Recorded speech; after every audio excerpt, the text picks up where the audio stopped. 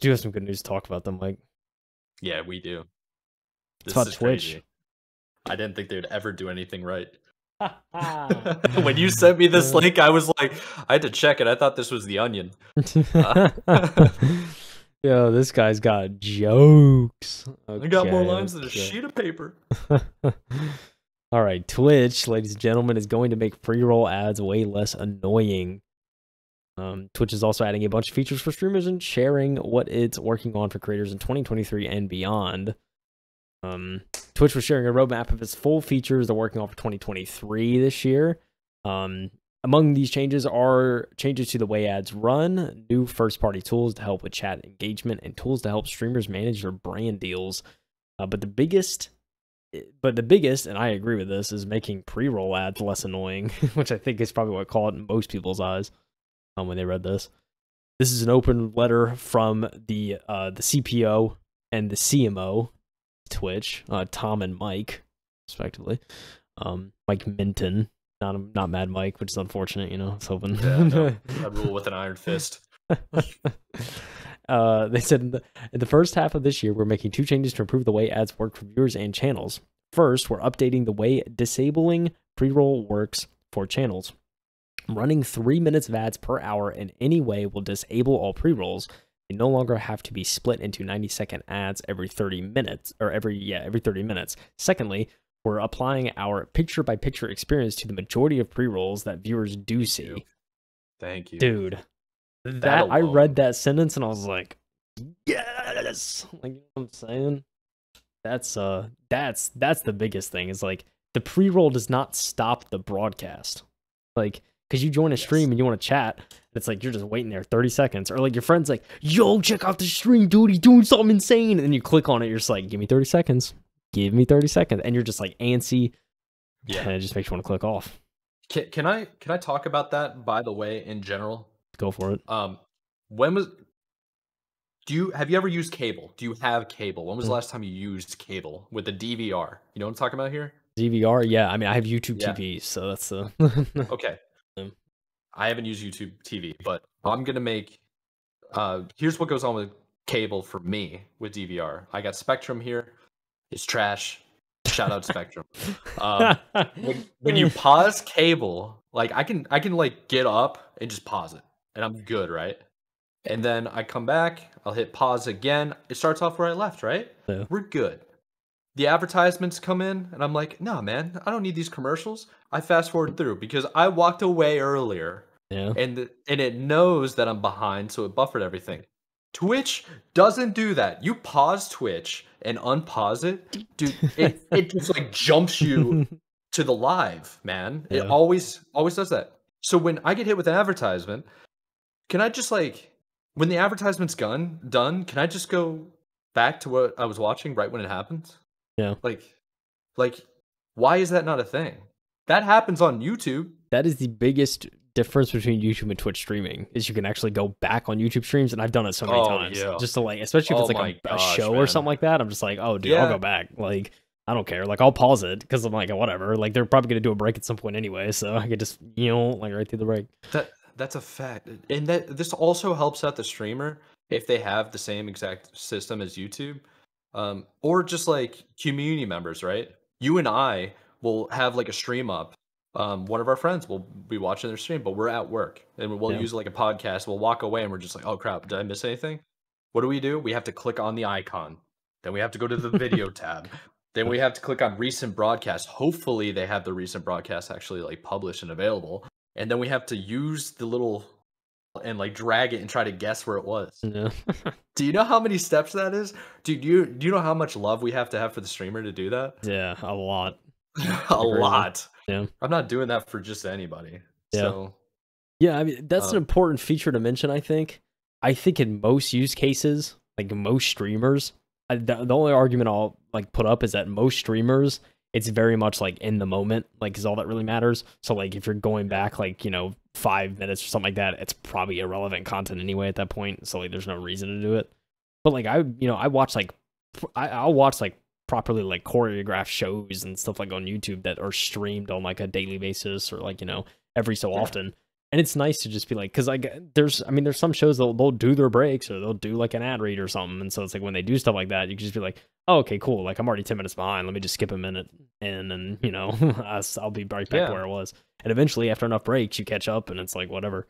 I mean, unless you're engaging with chat actively, I mean, I think it's a great feature to have.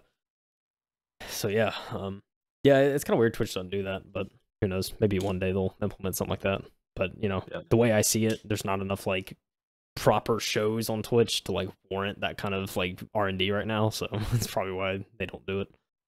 But it's not even research and development, it's just development. I mean, yeah, I guess that's a You good know what I point. mean? Like, Yeah, that's a good point. it's not new. It exists Yeah. and has existed for 10 plus years when DVR and cable was a thing. Right. Yeah.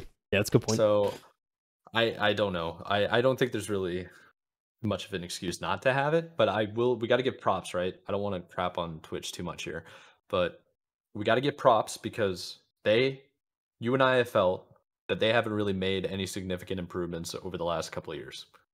And Yeah. the advertisement changes are really doing something here. And Yeah. I think this is good. Yeah. There's still more to cover, Mike.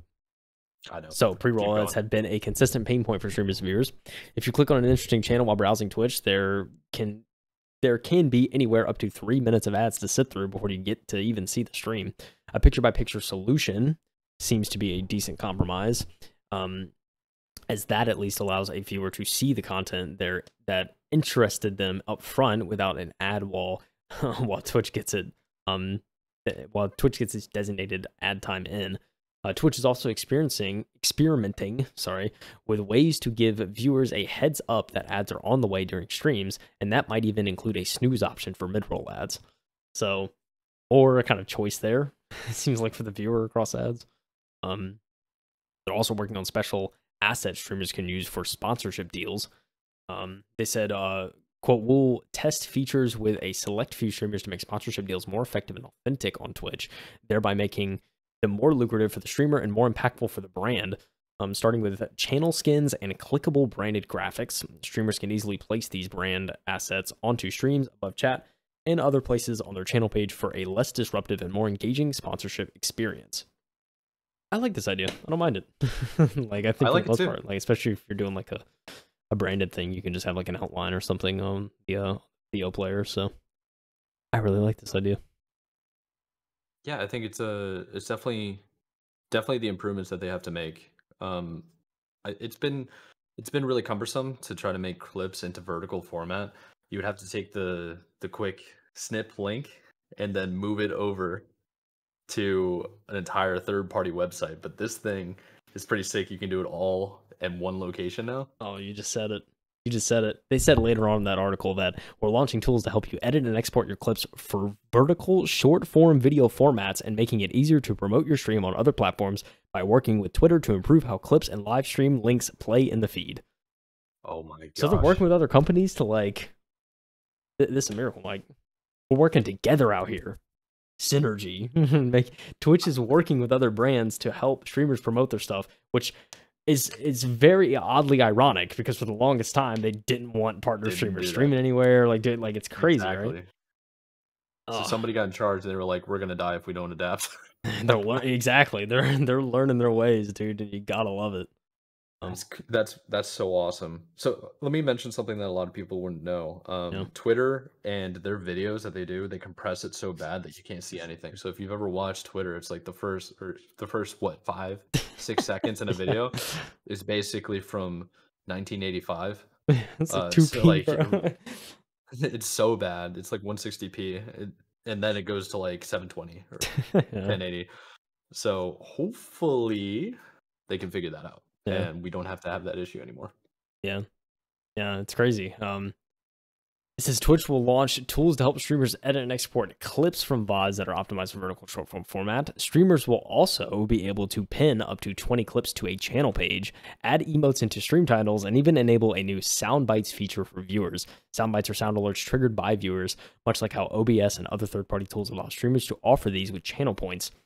Twitch's own implementation will see viewers paying to set off sounds and a new method to monetize channels further. Very interesting. I don't it's kind of weird because like they have to be very particular on how they do this, I think.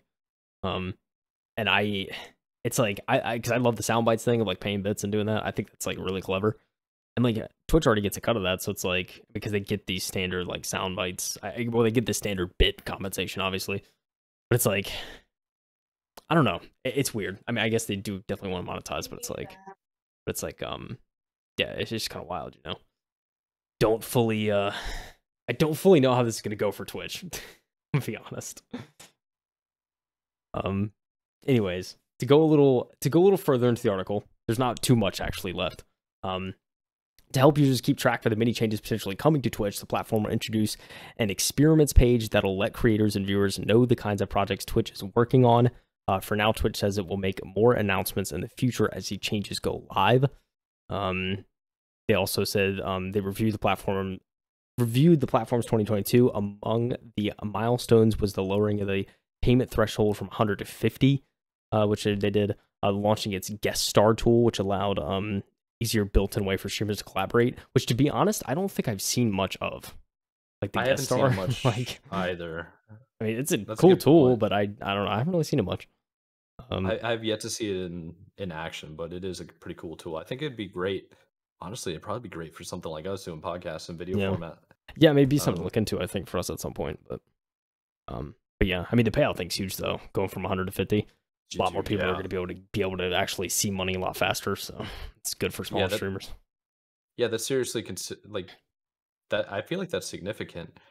Like a $50 difference isn't. It really shouldn't make or break your bank, but it kind of shows that I think Twitch is in a good place financially because every time they do one of those transactions, it probably costs them some type of money on the back end. Maybe they're charging to be paid out. Yeah. I don't know. Yeah. I mean, I like the idea of Twitch being a little more transparent too about how they're progressing on some of these changes, and some of the features. Yeah. So it's yeah, very interesting there. Is it safe to say that Twitch is finally listening to the community? Yeah, I mean, I say so. I mean, there's certainly there's some options that are a little kind of oddball, but I mean, I think, you know, being able to share clips much quicker, do the vertical format stuff, and like actually making ads like tolerable, I think is huge, especially for that platform if they want to keep new viewers and stuff. So they're definitely in the right direction. Yeah. Dude, I think the biggest news out of this is one for me for a viewer standpoint is the advertising switch, Yeah, making it so picture in picture. That alone, like I love it yeah, straight up. oh I yeah, think it's great. And then just the vertical format, exporting clips, not having to use third parties anymore. And they're also trying to implement these interactive sound bites to really keep your chat involved because some people don't like talking in chat, but they will redeem points to kind of troll you. yeah, Like it lets you know it's just like, hey, I'm watching. You got an audience. It makes it more exciting. So I think it's good. I think it's a good. These are good additions. yeah. Good on you, Twitch. Hey, heading in the right direction. Finally, Finally, dude.